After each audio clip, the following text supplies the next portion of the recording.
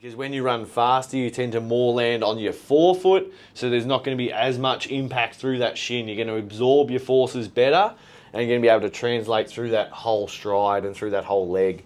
So that's something, if you're not willing to go barefoot, at least try the not running, like if you can't constantly just running sort of slow 5K, like thinking, oh, I'm just easing back into it by running slow, you'll actually be better by doing a shorter distance and running faster. So going down. Jason Ninja back for another video. Today we're working shin splints. So if you're getting any pain through the shin or the inside here, this is the treatment we're gonna do. Let's see if I can talk. Ninja, what do you reckon? We're a good couple, aren't we? Yeah. So we're starting off hooking into the actual tibia. So the bone in your leg, the big bone down the front here.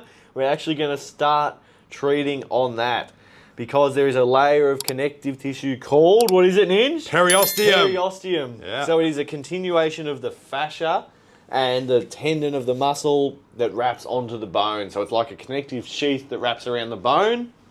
And when you have shin splints, there's sort of a pulling and a scarring that happens on that connective tissue.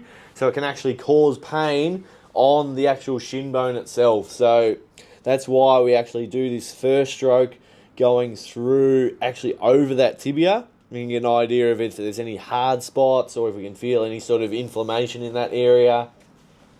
If it's quite chronic, you can sort of feel hardened lumps and balls where that sort of tissue has then solidified and formed a sort of hard ball of tissue in there. Otherwise, it can be quite soft if it's quite acute and just recently inflamed. So you can actually push in, and sometimes people have a bit of like an indentation in that area, but that's just where we're breaking down that inflammation and that build up along that shin. Then we can also go into tibialis posterior, which attaches on the medial side of your shin.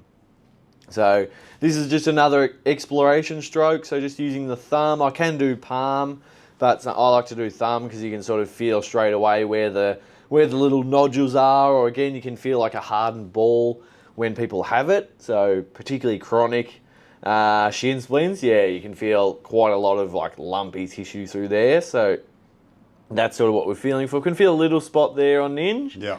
So we're just parking and waiting on that. We won't hammer it this time around. We're just sort of moving through, and this is almost like my palpation, just to get an idea of where we want to focus our treatment on.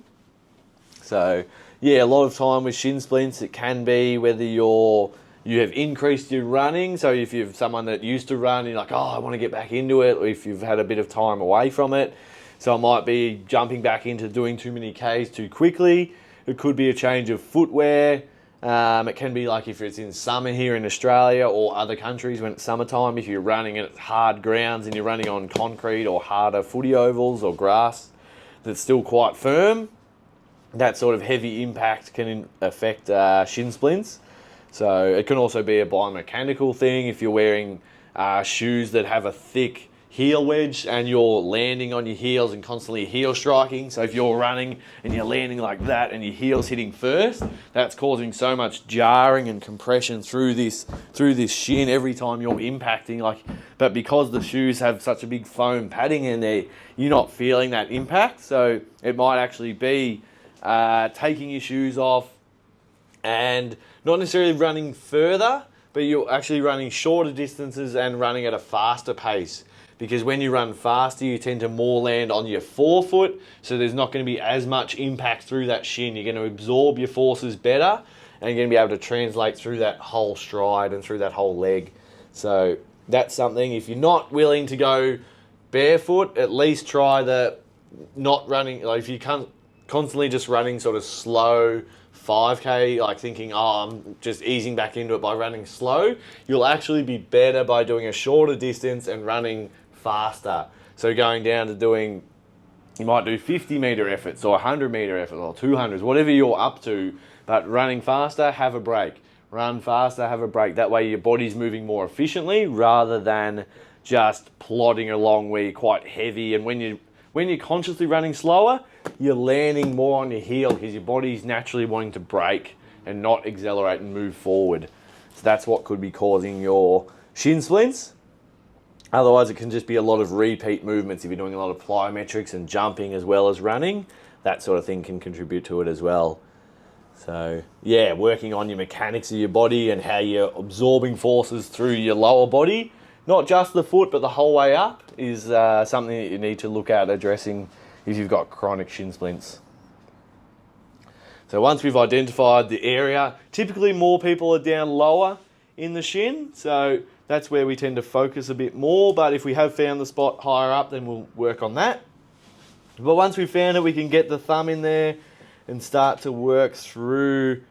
So I'm on the tibia this time, so we're tracing up, feeling for any of those hard spots, getting Ninja to provide some feedback, whether he feels a little bit more to the medial side, because I'm directly on the bone there, but I can roll and still be in contact with the bone, but now I'm more on that medial aspect of it. So we're just constantly changing little angles and feeling for what's coming up there, working through, tracing up, and that feels pretty good for Ninja. So then if there wasn't much there, or once we've cleaned out that area, then yeah, if we'd found something in that tibialis posterior, which we did find a little bit on Ninja, so We'll go back and pin that. Even while Ninja's here, we can start to just get some little movement through there as well, just to floss it, just to get an idea of how that tissue is moving under my thumb, and then we'll get you to relax there, Ninja, and just working back through. So we can spend 5 to 10 minutes as long as we need. Sometimes you might spend the whole session just treating this area if it's really chronic, but we'll also go on and show you a few other areas that we can treat as well that are relevant for shin splints. So we finish this stroke off, working all the way down. Sometimes you can get some referral pain coming into the foot as well, into like the Achilles. So if you're also feeling some sensations in the Achilles, this tibialis posterior can refer into that area. So this is another spot you might want to address. So once we've cleaned out that area, we're also going to roll, stay there, but we're going to go to the outside, so tibialis anterior and the perineals. So on the outside of the shin. So again, get a little bit of wax. Thanks, Ninja, for helping out there. So you can see. So we get some wax and we're going to go through the outside. So if these are tight, they can restrict the amount of range of motion you have through your ankle. So by working on this area, it'll help to free up that ankle range of motion. And then to finish off with, we'll actually get up and do some dynamic ankle treatment for Ninja, which is another key thing for shin splints. So again, once we've done our warm-up stroke, you can probably roll back a little bit there, Ninja, just so there's not too much awkward pressure on the knee there. So I like to use the thumb once we've found a few spots in the tib ant, which is normally got a bit of a surprise for people. They tend to notice their calves feel really tight, but not many people actually feel tight through their tib ant. But once you go there, there's normally quite a few sore spots and tender spots that can refer pain into the ankle and the top of the foot. So we're just working our way through. How are you going there, Ninja? You're looking pretty calm and relaxed. Just kicking back. Kicking back. Hasn't said a back. word. The barefoot sprints. It's very important, isn't it? Yeah, I can remember people, 10 or more years ago that had shin problems, and they'd just do barefoot sprints and it'd eliminate it. It went, and they hadn't done it for 6 months or whatever, and then shin stuff had come back because they was using poor technique with their running and netball or whatever. And then just one session of barefoot sprints, that pain goes. So, it's important to use your body. Just teaches the body how to load it properly, doesn't it? Yeah, you want to be pure about it. It's designed a certain way to be used a certain way. It didn't have shoes in mind, the high-pitched shoes and arch supports and narrow toe boxes and all that kind of stuff. Right. The high heel shoes or whatever it is, that wasn't in mind when we were invented. That's right. So you can counter all that stuff by treatment, good fascia treatment, good deep body work, and some barefoot. Good movement. Yeah, pure loading of the body. We might have to do some stuff in the gym first.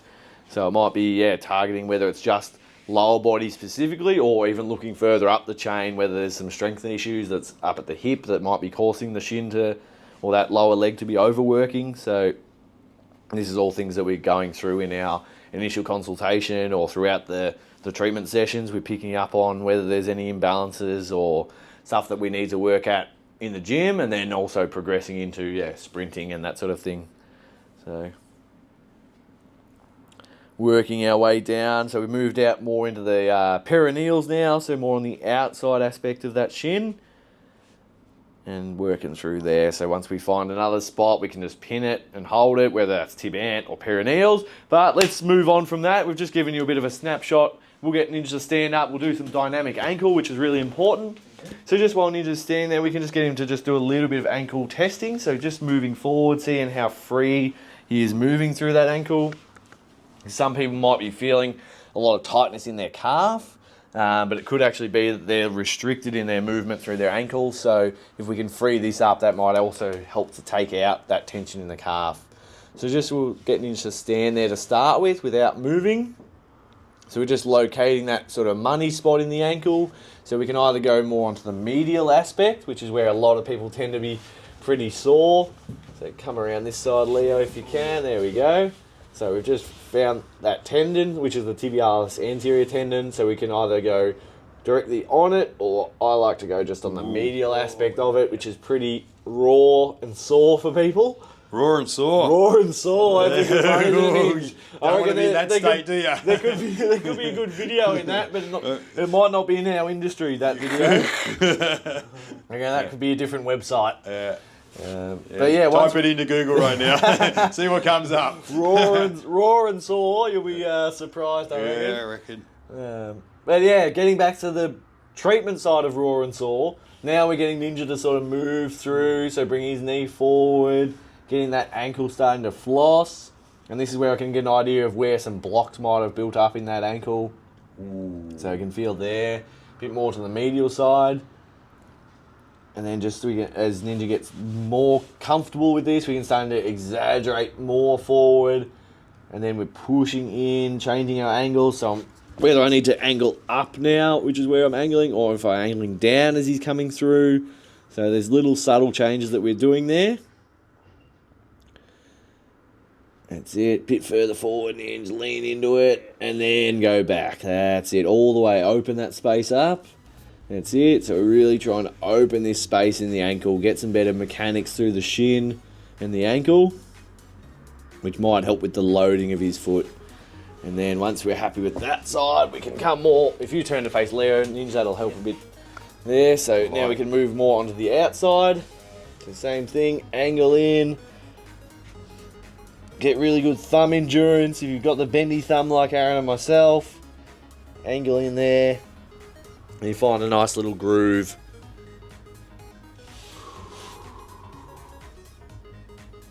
And pin and hold. And we'll sink out of there. Alright guys, there's a little snapshot of, if you're suffering shin splints, this is what we can do. We can also look at treating the calves as well. But yeah, there's a sped up version of the areas we can target and help you out. You might also need to work on some loading and getting into the barefoot sprints. So thanks guys, we'll see you next time. Thanks Ninja. Thank you. Good stuff.